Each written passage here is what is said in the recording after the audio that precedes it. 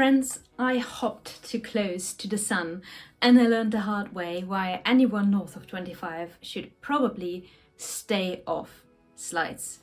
Yep, I broke my big toe at an amusement park, and now I'm mostly sofa bound for the next up to 6 weeks, which is a very long time. So what better time to dive into some knitting and crafting. So today join me in my little sofa prison as I navigate the ups and downs of my mostly happy life in captivity and take you along on some quite extreme knitting adventures. This all started on Halloween when my little sister had organized an evening in a trampoline park for us, which was really fun, but clearly she had some unfounded confidence in my fine motor skills that she really shouldn't have had.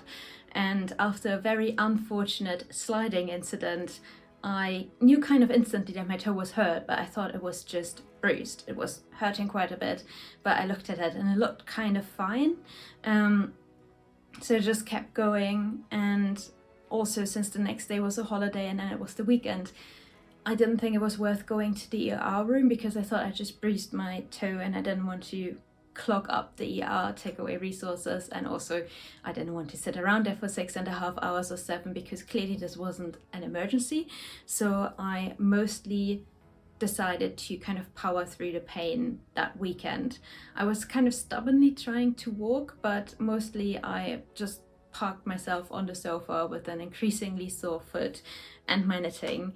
I was actually quite disappointed because we'd planned some really nice autumn hikes near my parents because the forest there is so beautiful, and that was now clearly out of the question. But I'm always someone who tries to make the best out of things, so I just grabbed my knitting. I'm knitting this test knit for Jennifer Steingers at the moment. It's called the Harvester Sweater, and I still had a long way to go. It's this beautiful colorwork yoke motif featuring feathers, so I just plonked down on the sofa and settled in with some knitting. By day 2, I could feel my sanity slipping a tiny bit. I usually walk a lot every single day. I'm quite a passionate walker, so this new sedentary lifestyle felt a little bit surreal. But the silver lining was that I had so much extra knitting time because I wasn't exercising, and also my mom and my husband were getting me like drinks and snacks and things like that, so I just could chill on the sofa with my knitting and with some reading, and so I was quite cozy and productive just knitting away on my color work that day. Not much to report on Sunday. I just kept knitting, reading, and trying to accept that this was not going to be a super quick fix, unfortunately. To console myself, I also started browsing for a little bit of yarn online because I thought, well, if I'm stuck here for God knows how long, I might as well have some interesting projects lined up. I also started working on a small headband made from Jamieson's Shetland Spindrift that I had initially cast on as a kind of gauge swatch. I sometimes do this with headbands because I find it quite useful. You don't end up using so much more yarn than for a gauge swatch, and you get something that you can use in the end. So that was my Sunday. Oh, Monday was a day of dramatic developments because it turned out that my toe, my big toe, any other toe would have been fine, but apparently the big toe is different, but my big toe was broken. I should have known something was up after the nurse who was taking my x-ray looked at me and at the x-ray and then back at me, and then she went like, "Can you even walk?" And I was like, "Yeah, it hurts a bit, but yeah." And she just went like, "Okay, I'm going to get you crutches right now." So that should have been an indicator, but I was still kind of hoping that it would be fine, but no, it's broken. I have a cast on my foot now. I got this like boot that I named the foot prison, and since I now had my foot in a cast, I was like, well, now it's protected, so I might as well walk around a little bit. So I went for a quick gift wrap run with my mom. So we stopped in the city, we looked around a little bit in this shop called Sister and Grin. They always have really cute Christmassy stuff, and they already had their Christmas things out, so I got a few Christmas gift wrap things already, which is really useful because now I don't have to do it in December when everything is quite overrun. But yeah, it wasn't a great day, to be honest. To add to the fun, I was also given blood thinners that I had to inject myself with every single morning.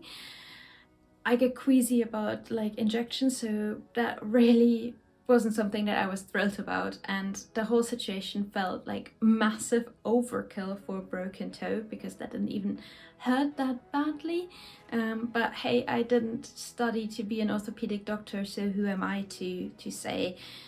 Sitting still didn't hurt, but walking was kind of a no-go. I was super exhausted from even just a quick trip to the shops, so back to the sofa it was, and that was the Monday. By Tuesday, I was craving a little break from my colorwork project, so I took on a fun little side project, the Rybka pouch by Retrosaria. Rybka means little fish in Polish, and this adorable pouch is shaped like a little fish. It comes in varying sizes, and it's just the ideal pattern to use up some sock yarn scraps. It's written for sock yarn, but you could do it in like thicker yarn, I think, without any issues, and it used less than 10 grams of sock yarn. So it was super quick, and it was a great bit of instant gratification. It felt great to finish something after just sitting around on the sofa for a few days. I also made more progress on my sweater. I managed to split the arms away on that day, and I was pretty happy with how the fit was looking so far. Back to my colorwork jumper. The rows were really flying by now, and I also almost finished my headband, although I started noticing some sizing issues at this point. Stay tuned for more on that one later. Nothing happened much on Thursday, so not really worth putting an update in for that. My husband Matt could tell I was getting a little bit stir crazy at this point, so he took me out for a nice dinner.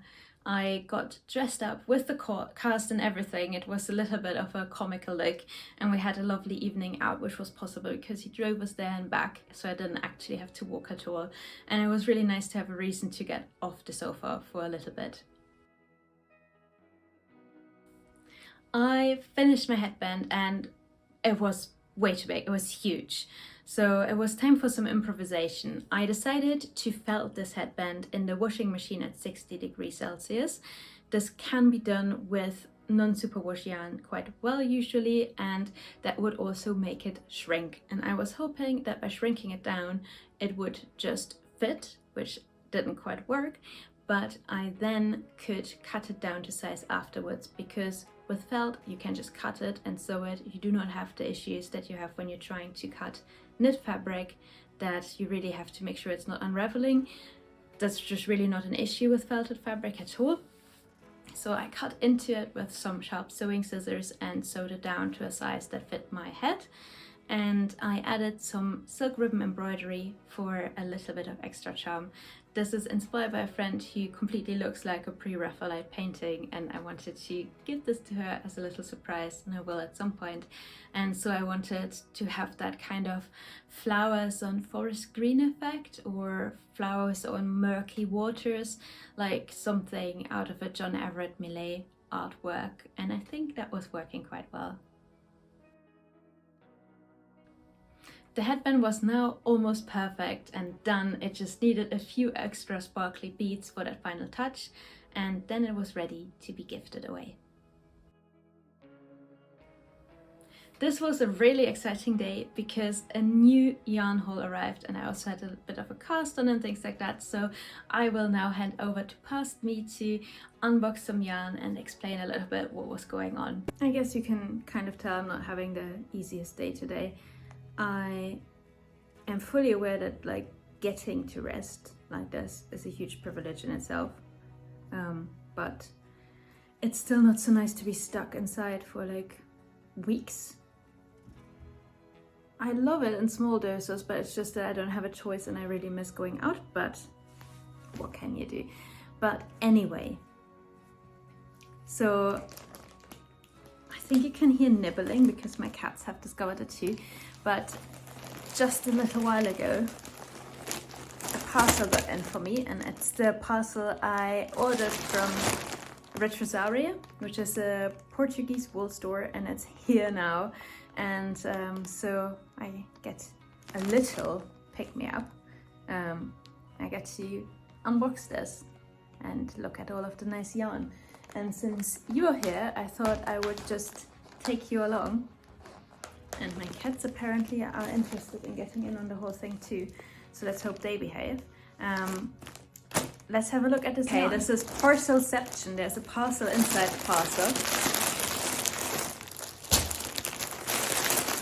which is really cool because I can tell that they have sorted it. Sorry for the noise. They've sorted it by the different yarn qualities. And how pretty is this, please? Okay, so I ordered like sweater quantity for a cropped sweater from the Brusca yarn that they do. Sorry, just had to make sure that my cat's not eating the plastic. I don't know why he's such a plastic gremlin. But yeah, this is a yarn quality of the sweater quantity of their Brusca yarn. And I found out about this because the test knit that I'm currently doing is using this as the yarn they're making the samples in. I didn't. I picked a different yarn because it would have taken too long to wait for this to come. But I did get tempted by it, and so now I have a sweater quantity full of it. And I want to embroider that sweater, so I also have a slightly lighter color. I think here you can kind of see. And I think this wouldn't work for color work at all. But embroidery is a whole different beast, and you don't have to be quite so careful, so I'm really excited about this. Can't wait to cast this on. I don't know, maybe I just start with it already. I have so much Christmas knitting to do, but I also kind of need to just focus on what I want to do a little bit. So let's see. This, I wasn't at first thinking about ordering at all, and now I'm almost more excited even than about the Brusca yarn. So let me show you what this is. This is unspun yarn. This is it's called Manchelopi. Oh my god, this is so soft. I didn't expect it to be so soft. I only know like Letlopi, like the spun variant that you can also get the unspun variant Pletulopi of, but that's really scratchy, and this is really, really soft. I'm trying to keep my cat away from it. You can have a little sniff, you just can't eat it. Is that right? Yeah, you can, look, you can come here. Come here. And then you can have a little sniff, but you can't eat it. Nope, he wants to eat it. Pippin. So as I was saying before, I was rudely interrupted by my cats once more, which is why I usually film in the other room where I can kind of lock them out. I ordered unspun yarn, and this is Manchelopi, and I just didn't expect this to be soft at all. And it's so incredibly soft. I can't wait to make something with this. It's not at all scratchy. This is so pretty. I'm really happy about this. I didn't expect that, and I think it will come apart quite easy, but that's also what it's known for. So I'll have to work out how to knit with it. It's a bit more resilient than I thought it would be from just kind of resting it on my fingers, but this is still going to be an exercise in patience, and honestly, I could probably do with that. So I got 2 in this color, I think. Oh no, I've got 3 in this color and then 2 in this one, and I think this is gonna be color work, and it's gonna be amazing, and I'm so excited about this. I can't wait to make stuff with it. It's so soft. I didn't expect it to be so soft, and now I'm just really, really happy about it. So that's exciting news, and some sweaters incoming, I guess. I briefly wanted to go through the finished objects I have in a little bit more detail, because I noticed I didn't take so many detailed shots or anything of them, so I wanted to show you. This is the headband that I finished, and if you look closely you can see it has a seam on the back, because that's where I cut it, made it smaller, and then sewed it back together. I didn't use a pattern for this, I just did a few centimeters in twisted rib, then just knitted stockinette stitch for a few centimeters, and then another few centimeters in twisted rib. Obviously I cast on way too many stitches because it came out huge. I knitted on I think 2.5 needles, so it's not like the needles were big, but still my gauge is off, my gauge is weird. And when I cut it, I reinforced this spot where I then seamed it by needle felting it a little bit before sewing it together. So the edges here are needle felted a bit as well, which makes it even more resilient and sturdy. I will put it on so you can get a better look. So the embroidery is not centered on purpose. I like it more like that. It sits like so it's not a super bulky headband. It's really nice, and it's nicely stretchy. It's not as stretchy as knit fabric, obviously, because it's felt, but I still think it has a nice stretchiness to it, and it has these beautiful silk embroidery flowers, which I'm quite proud of because I've not done much silk embroidery before, so that was a highlight of my making this. And as you can see, the ribbon I used here is really pretty. This silk ribbon is actually from Australia. There's one vendor who used to sell silk ribbons on Etsy. I don't know if they still do. I can have a look, and maybe if I find something useful I'll link it below. But I remember I was super excited about this coming in. This was before the I think reform for import taxes in the EU, so you could order stuff that was, I think, below 21 euros without paying import tax. So I bought like a very small amount of ribbons, and it was so nice to have them because they're quite variegated and they're not so monocolored, so it felt a bit more impressionistic, and I really love it when things have that kind of style of embroidery. I also got one ribbon that was a little bit wider than the rest. That's how I made this flower here. I think this was like 6 or 8 millimeters, and the rest is 4 millimeters. And you see these beautiful shades of purple, green, and everything. And then the beads I added, basically, I had these small tiny leaves here, and I then wanted to make them look a little bit like petals of a water lily. So I added a few like check beads around, and then to make it look a little bit watery or dewy on a forest floor, I added some green beads that just blended in with the background here. So that was this project. I'm really happy with how this turned out. This is a really good example for turning failure into something that's still worth keeping and still worth making. I tend to not give up on projects to a fault. I often keep on powering through even if I should put something aside, frog it, reuse the yarn, but sometimes it also teaches you how to adapt.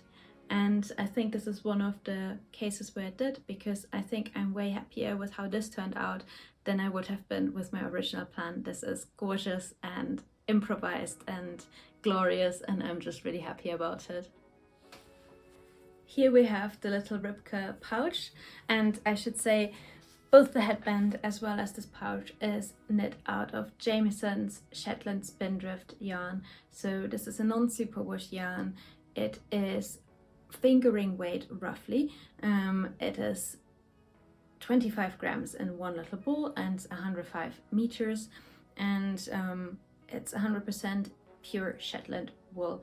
So this is the little Rybka pouch I made from it. And as you can see, I improvised a little bit because the pattern has an I-cord that you can use for it, and my version of it has a little drawstring. So this is a little drawstring pouch because I thought with how this yarn worked, because it's so grippy and really not super smooth, I thought that it might be a little bit frustrating to have an I-cord in there because it's the same yarn then, and then it's kind of like grating on itself. It might felt a little bit, it might get stuck. So I thought I would use the silk ribbon instead, which is super soft. And that's how I made this. And now I have this cute little pouch, but it's still missing an eye. So I will still sew on a bead or something like that to create a little eye for it, but it will fit small items beautifully, be able to go in a purse, wherever. I kind of messed up the tail fin a tiny bit, but I don't think it matters. It was really like a little popcorn knit while watching YouTube, and it was really distracting. It was really fun to be able to finish something so quickly. Usually that's not an experience that we have in knitting at all, so that was delightful. And now I have this, and I'm really happy with it. So I have to find something to put in it, maybe like a lipstick or something, or keys or whatever. But yeah, I can just either hang it onto my handbag or put it in my handbag, and it will help me be a little bit more organized. Who am I kidding? I'm not going to be more organized, but this is still a step in the right direction, I guess. On the point of works in progress, I said this is the last time I would show you the sweater before it was finished, and that's true mostly. I have put the ribbing in, but it's still missing sleeves. It's still very much a work in progress, so I guess this is kind of okay to show you. So you can see the colorwork's done, ribbing's done. I tried it on, it fits beautifully. You will see more of this once the pattern is released. It's now going back into its little project bag. But yeah, happy with this, excited about this.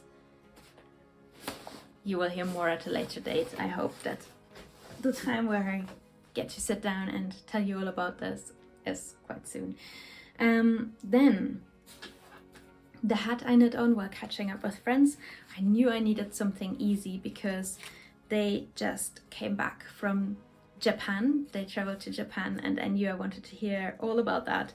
So I knew if I was like knitting lace or something like that, I would get super distracted. So I just cast on a simple stockinette stitch hat. I think I'm almost at the point where I can decrease the crown. It's kind of looking quite done-ish. And this is Knitting for Olive, their merino and their soft silk mohair. So we have that held together, and it's making this beautiful oatmeal colored hat that I want to embroider. And that's where you might be able to help me, because I'm really struggling. I think you can see that this is kind of like, I was hoping for, it's dumb because I see these colors, but I was still kind of hoping for something that feels a little bit more clear in its undertone in indicating what color I should use to embroider it with. So maybe you can actually help me, because I'm not really sure what goes with this, and let me know what you would embroider on this hat, because I'm really curious and I would love some good ideas for this. I have one more work in progress. This is also a hat I started knitting on while I was stuck at my parents'. It's this autumny colored hat that has little coffee mugs on it. The pattern is from the Jamie Lomax, I think is her name, Pacific Knits colorwork doodle book that I talked about in the last episode.